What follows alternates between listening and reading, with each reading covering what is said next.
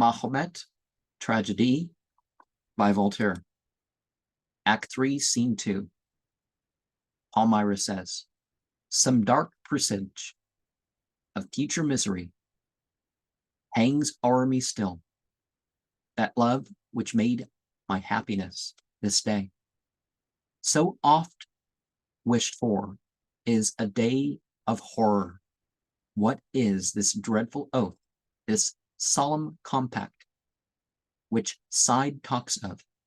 I've 1,000 fears upon me when I think of Zoper oft. As I invoke great Mahomet, I feel a secret dread, and tremble as I worship. Oh, save me, heaven!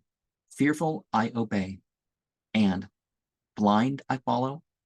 Oh, direct my steps aright, and deign to wash my tears away.